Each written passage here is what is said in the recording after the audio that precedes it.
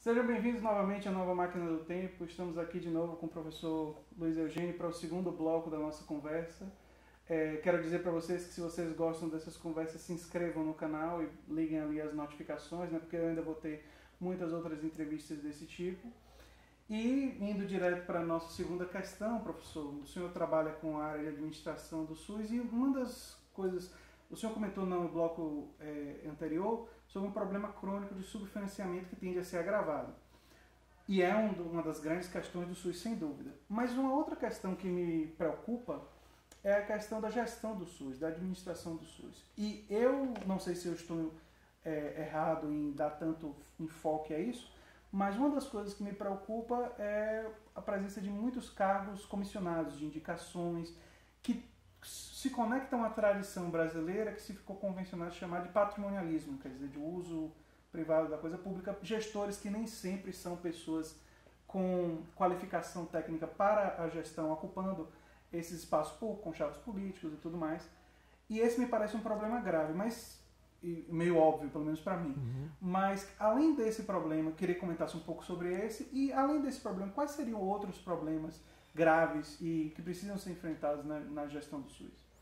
A gestão do SUS, a gestão de organizações de saúde, de sistemas, de estabelecimentos de saúde, é de grande complexidade, por alguns motivos. Em primeiro lugar, que se trata de organizações altamente valoradas do ponto de vista social, que envolvem múltiplos interesses.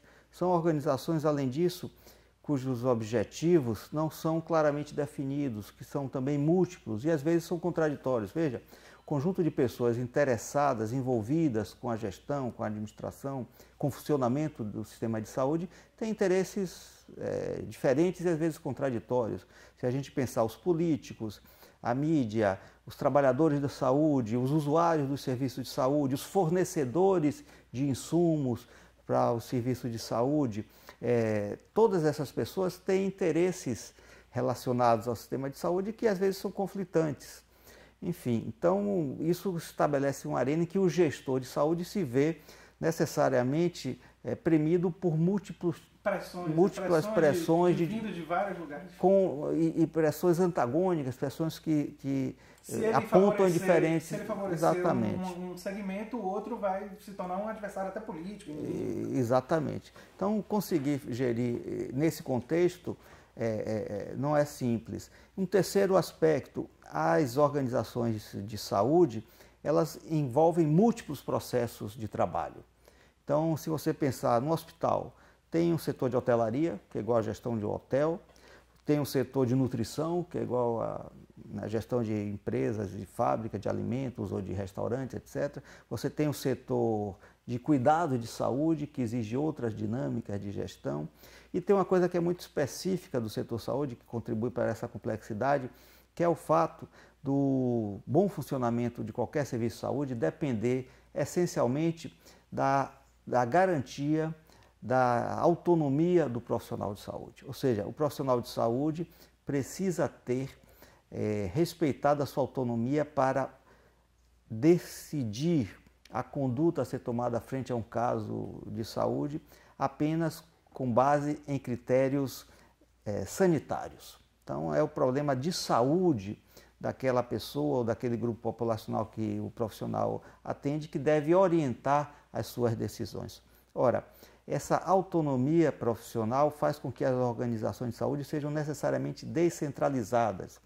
A gente costuma dizer que 80% dos gastos do hospital não são definidos pelo gestor nem pela direção do hospital, são definidos pelas milhares de decisões, de microdecisões que são tomadas pelos cuidadores, que vão prescrever um antibiótico que custa mais caro, ou vão prescrever um exame que custa mais barato, enfim, são essas decisões. Então, veja que a capacidade de intervenção do gestor é fortemente limitada pela necessária autonomia que os profissionais de saúde precisam ter para que exerçam bem a sua profissão e, com isso, contribuam para a manutenção da saúde, para a recuperação da saúde ou para a promoção da saúde. Você dizer que o bom gestor é aquele que viabiliza essa autonomia? Exatamente, você foi preciso. O bom gestor é aquele que consegue assegurar as melhores condições de trabalho possível para que os profissionais exerçam... Sejam autônomos e possam desenvolver é seu trabalho, e no caso das unidades de saúde da família, em conjunto com as comunidades.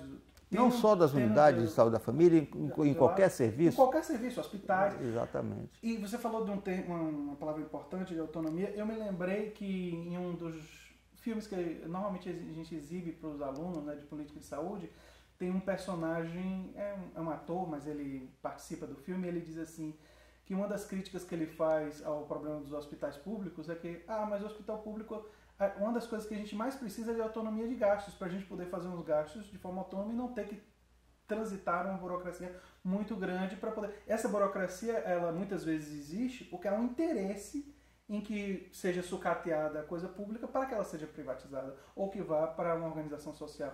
Quer dizer, aí a gente entra de novo no debate político, né? Por que certas organizações públicas enfrentam certas dificuldades? Né? Parece haver um design, digamos assim.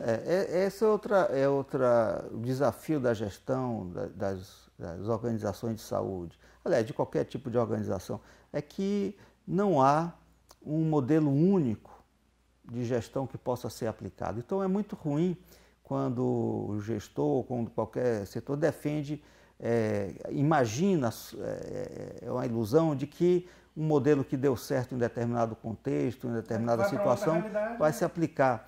Então, assim, a administração pública direta, ela é boa ou é ruim? Diria, depende do contexto, depende de como se está sendo financiado adequadamente, se tem... veja, dois aspectos são sempre essenciais, né? O recurso financeiro, que permite adquirir todos os outros recursos, e os recursos humanos, que possam vir a ser apoiados, inclusive, com esses recursos financeiros. São os dois elementos essenciais da gestão. Então, a administração direta pública pode ser eficaz, pode ser eficiente? Pode. Para isso precisa ter investimento, para isso precisa ter política de pessoal, de formação, de alocação, de educação permanente, e pode ser. Uma organização como uma OS, como uma PPP, pode ser positiva? Pode, a depender do contexto. Eu costumo dar o exemplo dos médicos do SAMU, que vivem numa situação altamente estressante e que exige grande preparo físico. Você imagina um concurso público em que a pessoa vai se aposentar como médico do SAMU, trabalhando em ambulâncias, enfim, com 50, com 60? Não. Então, veja... É uma coisa que por um período. Por um período, exatamente. Então, tem que se adequar à realidade. Exatamente. Então, não existe um modelo. O que é essencial é que se tenha mecanismos transparentes para se garantir, no caso do setor público, sempre o interesse público nessa gestão. Porque a gente sabe que muitas vezes o Estado, mesmo na administração direta, é capturado por interesses privados. Sim. E a gente tem, então, dirigentes, coordenadores, etc., que são colocados em posições de Estado que fazem com que a máquina pública sirva a seu interesse privado, que você já comentou, o patrimonialismo. Como a gente sabe que tem organizações chamadas sociais ou PPPs, etc., que também são falsas, mas são fachadas, elas não estão ali pelo interesse público, estão ali como empresas buscando lucro, que usam essa fachada, mas como pode existir a administração direta que seja efetivamente Sim. pública, que pode existir uma organização social ou uma parceria pública que efetivamente atenda ao interesse público. Isso exige fundamentalmente a transparência e a democracia dos sistemas de controle para que a gente, independentemente do formato jurídico da organização de saúde, ela esteja atendendo ao interesse público. Eu achei muito interessante uma coisa que o senhor disse que me fez ficar pensando, que foi o seguinte, que talvez não seja o mais importante ter uma definição rígida de administração pública, porque ela precisa se adequar a uma série de diferentes circunstâncias e tal. Mas é necessário caminhar em direção, tendo em vista certos princípios, tendo em vista certos ideais, que esses, pela sua própria natureza, não são necessariamente tão rígidos. Então, por exemplo, eu conversei com o Gastão sobre a defesa dele da democratização institucional. O senhor agora falou a importância da transparência na democracia. Então, ter a democracia e a democratização quanto valores, me parecem valores importantes e necessários para não só isso. E esses valores podem ensejar a adoção de mecanismos concretos de gestão. Para poder ampliar. De prestação de contas, claro. de elaboração de definições de planos de trabalho.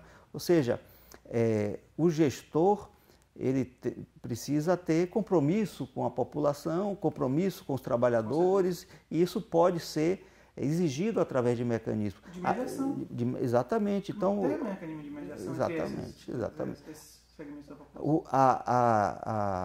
A ideia da norma flexível dá autonomia ao gestor, mas vai lhe exigir a cobrança de resultados. Sim.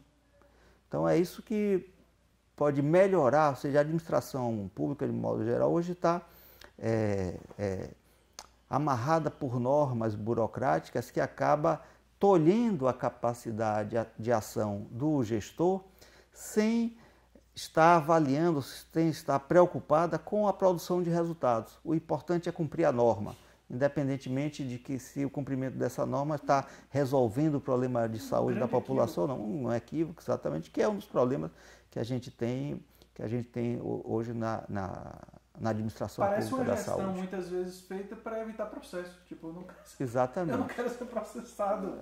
O que estava escrito eu fiz. Que tem sido um problema enorme para os gestores, né? Hoje, muitas pessoas qualificadas, etc., se recusam a assumir posições de gestão porque sabem do risco enorme, exatamente. E dependendo do órgão onde ele tivesse se inserido, o medo dele não é nem que ele faça nada, mas que já existe uma cultura institucional ali que cabe levando a implicação dele sem ter responsabilidade a manchar a sua imagem.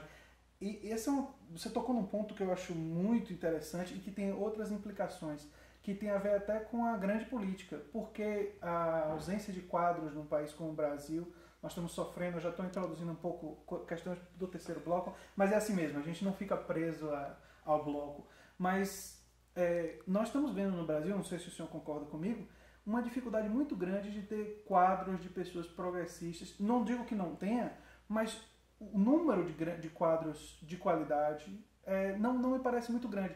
E um dos motivos, me parece, é que com uma política tão em descrédito, uma crise ética e tudo mais, pessoas que têm qualidade, às vezes têm receio, não só na gestão pública, em cargos, como a gente tinha falado, mas até mesmo na representação, de se candidatar, porque, poxa, eu vou me meter com uma estrutura que, quer dizer, com o meu nome na sociedade. E me parece que muitas pessoas que têm qualidade, que teriam condições de ser representantes públicos, têm um certo receio. Eu queria saber a sua opinião sobre isso. Se você concorda comigo que nós estamos numa crise também de quadros. Eu me interessei muito, recentemente, por políticos em outros países, o Jeremy Corbyn na Inglaterra, o Bernie Sanders nos Estados Unidos, o Jan Varoufakis na Grécia. Esse é um economista, ele não é candidato à presidência como os outros dois. Um primeiro-ministro e outro presidente. Mas, enfim, eu acho que eu gosto muito de política e eu acho que eu estar buscando fora do país é meio que um reflexo de uma dificuldade aqui. De fato, a gente vive, eu precisaria pensar mais sobre isso, dar um pouco no tempo, assim, para lhe responder. Mas, de fato, a gente vê uma carência de lideranças, né? Eu acho que quadros, enfim, a gente tem bastante, pessoas para assumir posições de gestão. Mas grandes lideranças, a gente está com dificuldade de identificar candidatos a presidente, né, para as eleições que estão marcadas para esse ano. E os nomes que estão aventando para a gente são alguns os mesmos de sempre e alguns aventureiros, né? Exatamente. Que a gente vai até discutir. Esse foi o segundo bloco da minha conversa com o professor Luiz Eugênio e nós vamos na sequência para o nosso terceiro bloco.